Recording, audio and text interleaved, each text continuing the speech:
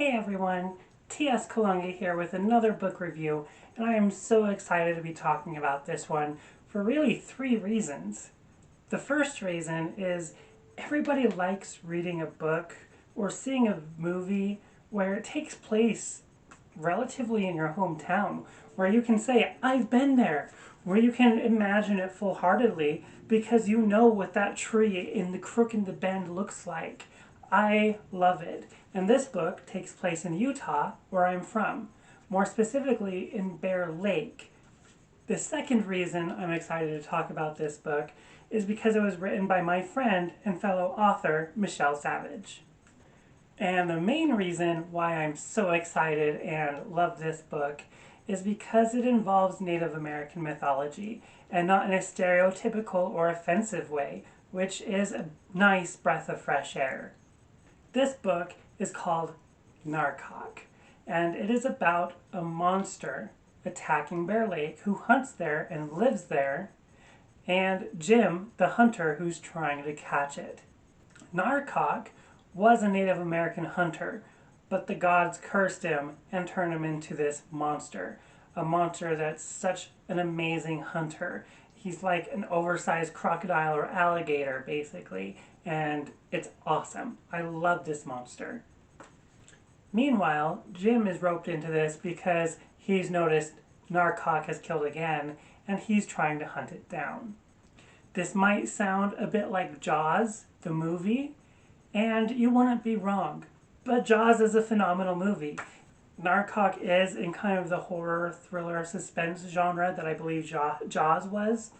But I feel like this book does it so much better than Jaws ever could. This book, as I've mentioned before, is about Nar-Kok and Jim. And so you have two points of views, the monster and the hunter, which I think is amazing. You get the backstory of them, you feel for them. Really, you can't really decide who you want to root for, or at least for me. Although, truth be told, I always root for the monster. I don't know why. Maybe I'm rooting for the underdog because they never win. Which leads me to the ending. I am not going to spoil it or talk much more about the story here because I do not want to give any part of it away. But I did enjoy the ending. I loved it. There was a bit of a surprise, which I wasn't expecting to happen, and I thoroughly enjoyed that. I do like being surprised, and Michelle pulled it off with this book. Nar-Kok is a short story. It's only about 50 pages, so you can read it in a day or less if you want, or you can take your time with it. It's a great read. I have two main gripes or cons for the book. The first one being, I'm not the biggest fan of short stories when they're one-offs like this. I love delving into a world, and that's just my own personal opinion, and nothing much more you can do about that. It's such a great read. Not a big deal, really. I love this. I could just take it while outdoors for an afternoon and read this and be very content. So not much of a con there. Although that is touched on in the book, I would have loved a whole fleshed out story with more in it with that. But again, that's my own personal taste and what I wanted. With this story, though, I loved it. It was a great hunting story right there, and I want to read more. Honestly, that's a problem with short stories in general. A lot of short stories are so well written and so amazing that by the time you get to the end, 50 pages later, you're left wanting more. You don't exactly feel gypped because you finished the story, but you just want more. It's like having your favorite snack out on the table and only grabbing one bite, and you want more, but for whatever reason, you can't have it. But it's still right there. The pros about this book, most notably, Michelle respected Native American culture. That was awesome to see.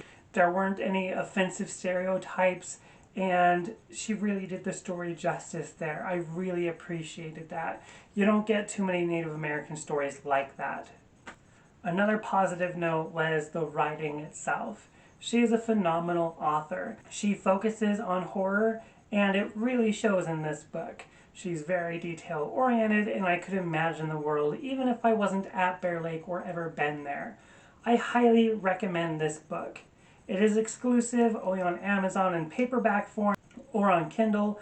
I believe it's on other platforms as well as ebooks, but I know the paperback is only available on Amazon. And I highly recommend it. Link is in the description down below. I'm not affiliated for it, I don't get paid for this, but as one I definitely recommend. If I had to give it a rating, I would definitely say it was probably a 7 or 8 out of 10. It's not the best story in the world in my opinion, but it's definitely not the worst. It's not like Ferris All where I was bored for half of it. I was thoroughly enjoying it from front to back. And so honestly, you cannot go wrong with this book whatsoever. And that's my review on Nar-Kok. If you've read it, let me know what you think in the comments down below. I really hope you check this out. It is such a great read, and the author is amazing as well. Until next time, keep reading.